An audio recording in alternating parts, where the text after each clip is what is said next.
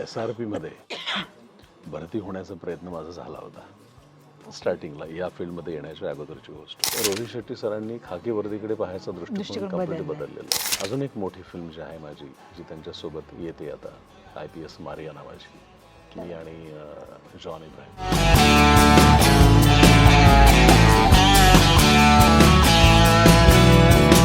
सिनेमांमध्ये असू दे किंवा मालिकांमध्ये असू दे, पोलिसांनी अनेकांनी भूमिका बजावलेल्या आहेत पोलिसांच्या, पण हा जो चेहरा आहे, माझ्या मते हा चेहरा प्रत्येक जण, छोटा पडदा असू दे मोठा पडदा असू दे, प्रत्येक जण या चेहऱ्याला मिस करत होतं. अशोक सर, पहिले तर खूप खूप स्वागत आहे तुमचं. आणि या गणवेशामध्ये तुम्हा सगळ्यांना खूप जास्त तुम्हाला मिस करत होते प्रेक्षक, जी तुम्ही मालिका गाजवलेली आहे अनेक वर्ष या वर्दीमध्ये. हो, आणि लक्ष. येस, लक्ष. आणि अनेक वेळा मी सेटवर सरांना घेऊन खूप त्रास दिलेला आहे. नाही. सर इंटरव्ह्यूज आणि हे सगळे खूप केलेले आहेत आपण. आणि पुन्हा एकदा याच गणवेशात तुम्ही सिनेमा करताय. आगळा वेगळा सिनेमा आहे, दृश्य अदृश्य. त्यात गोड अभिनेत्री आहे, जिला मी खूप वेगवेगळ्या भूमिकेमध्ये पाहिले, पण अशा भूमिकेतून तिला सध्या तरी या वर्षात दुसऱ्यांदा पाहतोय. Right right. सो पहिलं तसं तुमच्याकडे येईन, या गणवेशातून तुमचं एक वेगळं कनेक्शन आहे, हो. त्याबद्दल काय सांगाल? आता काय, मला असं वाटतं की तू यापूर्वी केलेलीच आहेत सगळे इंटरव्ह्यू. सो या गणवेशाच्या बाबतीत खरंच माझ्या मनात तो एक रिस्पेक्ट आहेच. आणि तो निश्चितपणे लक्ष्यच्या 5 वर्षामध्ये तो अनुभवही घेतला. आणि त्या खाकी वर्दीचे इमोशन्स पण मी त्या खाकी वर्दीमधून, जेव्हा मी खाकी वर्दीच्या आतल्या माणसाचे इमोशन्स अनुभवायला मला मिळाले. सो माझं खूप जवळचं कनेक्शन झालेलं आहे निर्माण ह्या वर्दीच्या सोबत. आणि जेव्हा केव्हा ती वर्दी परत वाट्याला येते, त्यावेळेला पुन्हा फ्लॅशबॅकमध्ये जातो आपण.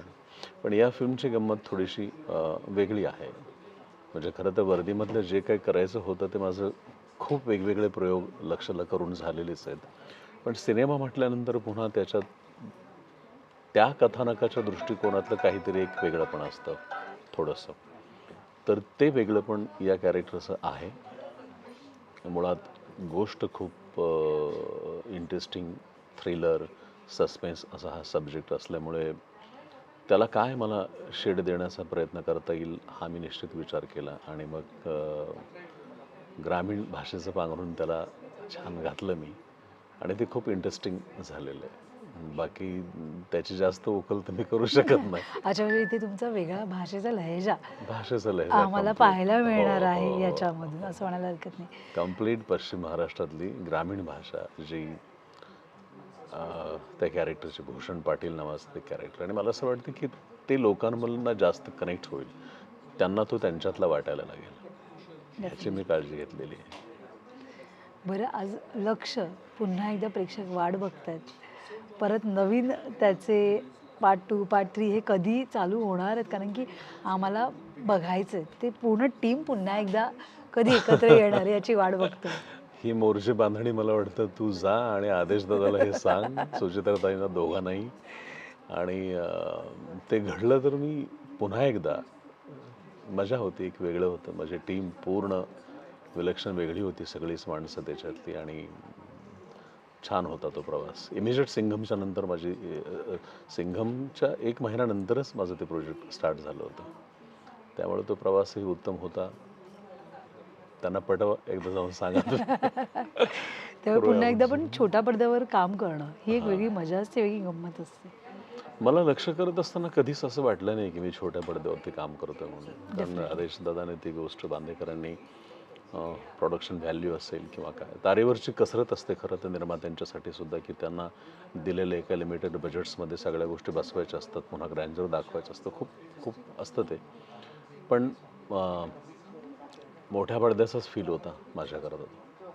कारण की तगडी स्टारकास्टच एवढी तगडी होती, प्रोडक्शन एवढं तगडं होतं. डेफिनेटली ते पुन्हा एकदा तुम्हाला असं वाटतं कधीतरी त्याचे एक महा एपिसोड म्हणून किंवा टेलिव्हिजन ती जी होती पूर्ण सिरीज, ती एक पण ते आदेश छानशा, दादानेच करू जाणं, त्या जोडी नवरा बायकोनेच ते करावं. आणि त्यांनी केलं तर मी पुन्हा निश्चितपणे कधीतरी ते मी नक्की करेन मी.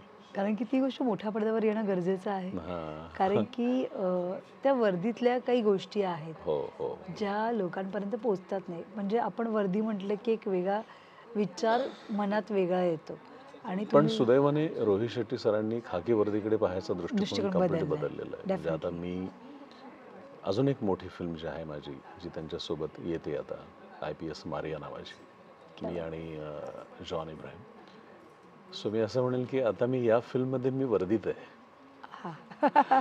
सो पुन्हा हां, म्हणजे या फिल्मच्या नंतर ती जी आता हिंदी फिल्म आहे माझी IPS मारिया, वर्दीत आहे आणि कॅरेक्टरचा प्रवास अख्खा पूर्ण सिनेमाभर आहे, इंटरेस्टिंग आहे.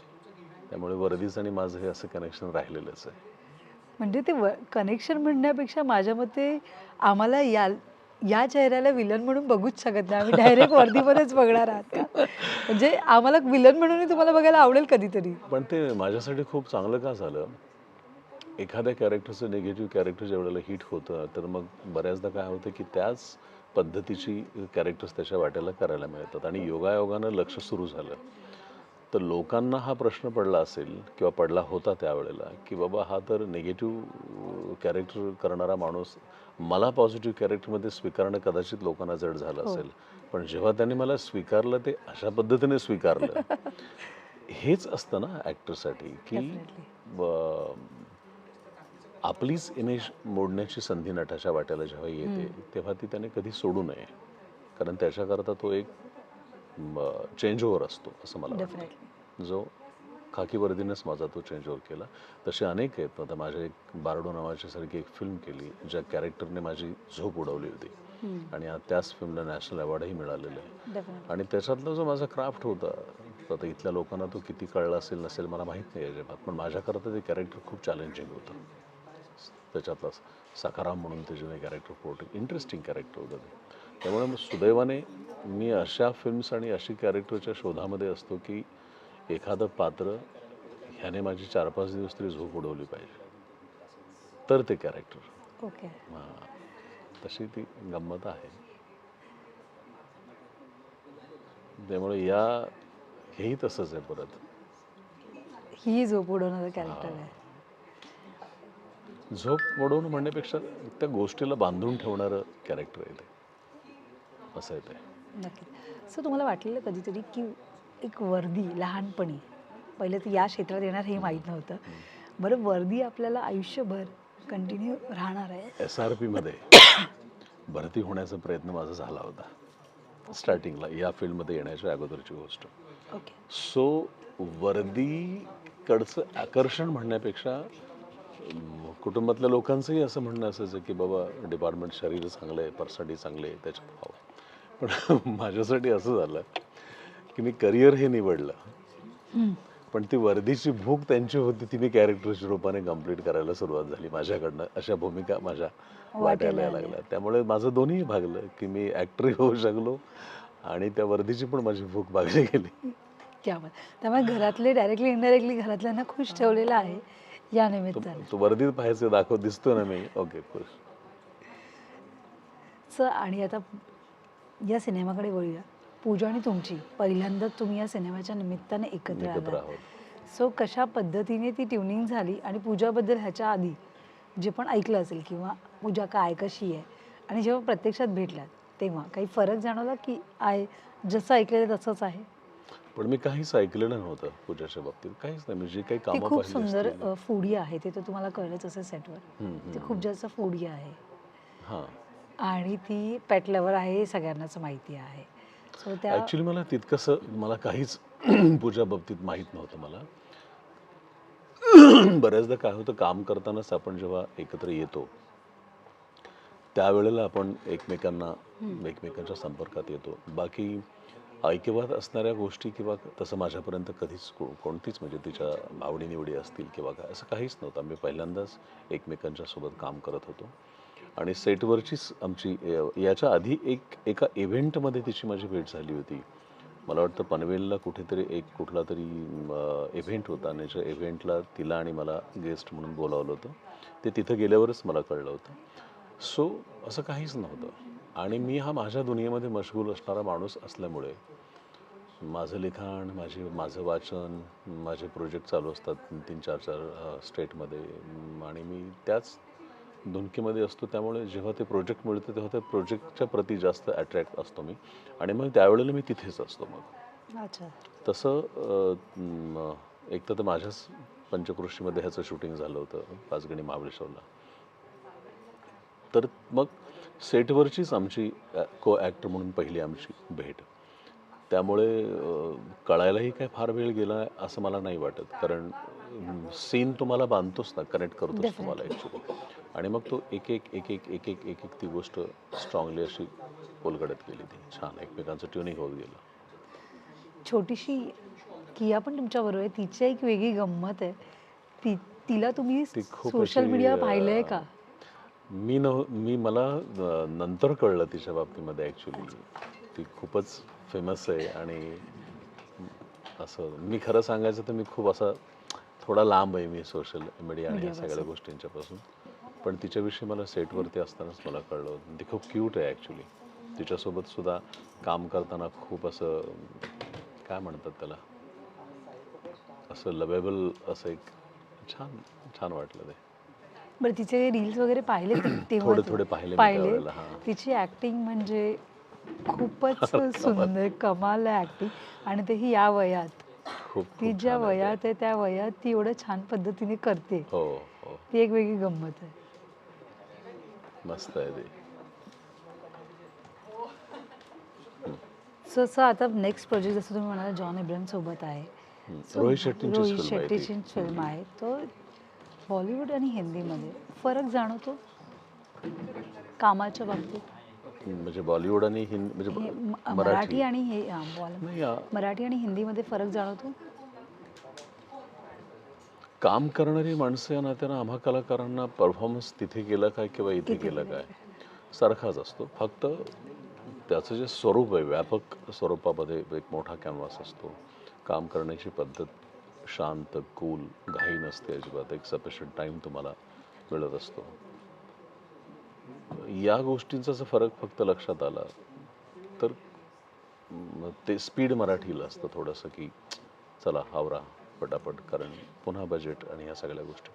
अदरवाईज बजेट ही गोष्ट आणि त्याच्यातल्या दऱ्या ह्या कायमस्वरूपीच राहणार आहेत ॲक्च्युली. कोणताही रिजनल सिनेमा त्याची सिनेमाच्या कंटेंटच्या बाबतीत मी बोलत नाही, पण त्याच्या मेकिंगच्या प्रक्रियेमध्ये त्याच्या बजेटिंगची गणितं ही तुम्ही कधीच बॉलिवूडच्या फिल्म्सबरोबर कम्पॅरिझन करू नये. ती करून उपयोगही नाही. दुर्दैवानं आता ते कम्पॅरिझन मला असं वाटतं की ते प्रेक्षकांच्या वतीनं थोडंसं होतं, कारण तेवढ्याच तिकिटाच्या दरामध्ये त्यांना एक भव्यता मोठ्या पडद्यावरती हिंदीच्या रूपानं बघायला मिळते, आणि मग मराठीमध्ये त्यांच्या नजरेला कळत नकळतपणे एक महाकाय अशी कलाकृती पाहण्याची सवय झालेली असते, आणि मग ते कम्पॅरिझन व्हायला लागतं. त्याच्या दृष्टिकोनातून त्यांना मराठी सिनेमा मग गरीब वाटायला लागतो.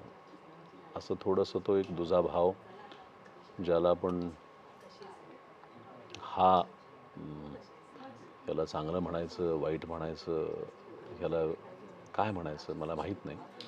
पण कोणीही, तुम्ही मीडियावाले असा किंवा कोणी असा, की आपण कधीच त्याचं कम्पॅरिझन करू नये, कोणीच करू नये. जॉन बरोबर काम करताना किती मजा आली, किती कमाल. डेडिकेटेड आणि सगळ्या गोष्टीमध्ये तो परफेक्ट आहे एकदम. नाही नाही, भन्नाट. आमची सुदैवाने मी असं म्हणेन की आमची चांगली मैत्री झाली, आणि आम्ही एकमेकांबरोबर आता सध्या तरी मेसेजच्या रूपाने आम्ही एकमेकांच्या बरोबर चॅट चालू असतो. माझ्या फिजिकल फिटनेस बाबतीमध्ये मला जॉनकडनं टिप्स मिळालेल्या आहेत, आणि माझ्यासाठी ती खूप गमतीशीर गोष्टी अशा आहेत की जॉनच्या फिजिकल फिटनेस बाबतीमध्ये तमाम लोकांना त्याच्या बाबतीतलं आकर्षण आहे, पण जेव्हा जॉनला माझं फिजिक आवडतं, वा वा वा, क्या तर बात आहे. हे माझ्यासाठी खूप म्हणजे त्या दिवशी इंटरेस्टिंग गोष्ट ते माझ्याकरता की यार ये अशोक यार क्या है यार ये तेरे पास, तू क्या करता है क्या, मतलब कुछ नहीं सर, मैं तो गाँवठी और देसी एक्सरसाइज है मेरा, लेकिन तो थोड़ा सा मैं तुम्हें कुछ टिप्स देता हूँ, वो अलग टाइप की टिप्स है लेकिन, आणि तो खूप असा रिएक्ट व्हायचा खूप वेगळ्या पद्धतीनं. त्यामुळे मी म्हटलं की दुनिया आपके पर्सनॅलिटी की कायल आहे, और आप मेरे नाही नाही यार माशाल्लाह. मग ते रोहित सरांच्यामध्ये त्यांच्यामध्ये ते अशा गमती की सर रोहित यार, मतलब ते एकमेकांना अरे तुरे बोलतात किंवा काय. तर रोहित सर पण त्यांना म्हणाले होते की तूने अशोक से मिले की नाही, शेक हँड किया की नाही. अरे हां, मैं अशोक को बोला. तर ते आमचं खूप छान असं खूप चांगली मैत्री म्हणू आपण त्याला सेटवरती. आणि थ्रूआउट आम्ही दोघेच आहोत ना, त्या पूर्ण पिक्चर अख्ख्या फिल्मचा प्रवासच खूप इंटरेस्टिंग आहे. म्हणजे जॉन हा मारियाचं मेन कॅरेक्टर, आणि मारियांच्या आयुष्यामध्ये 1993 पासून 2011च्या प्रवासापर्यंत दिनेश कदम नावाचा एक महाराष्ट्र पोलीसमधला एक फार महत्त्वाचा माणूस होता, की मारियांच्या पुस्तकामध्ये त्याचा उल्लेख आहे की दिनेश कदम हा त्यांच्या आयुष्यातला एक अविभाज्य घटक असा होता, त्यांच्या संपूर्ण कार्यप्रणालीमधला. आणि तेच कॅरेक्टर मी पोर्ट्रे करतोय. पण मी क्या बात आहे. त्याच्या बाबतीत फार उडत नाही आहे. मला कोणाला काय त्याच्या बाबतीत आत्ता आपण बोलतो आहोत या ओघानंच मी म्हणेल की ती एक फिल्म माझ्यासाठी वेगळी असेल कदाचित, कारण असेल वेगळी. डेफिनेटली सर, ती नक्कीच वेगळी असणार आहे. असेल. आणि ज्या पद्धतीने जॉन सरांनी तुमच्या फिजिक्सबद्दल कौतुक केलं, जिथे सगळ्या हाँ, मुली हे त्यांच्या हे मला कौतुकास्पद आहे गोष्ट की मी म्हणलं यार ये उल्टा ही बोल दिया आपने. नहीं बोला अशोक यार क्या स्ट्रक्चर है तेरा और क्या यही देसी जिसे बोलते ना ये तेरे पास है. बोले हमारे पास भी नहीं, असं तो मला म्हणायचं होतं.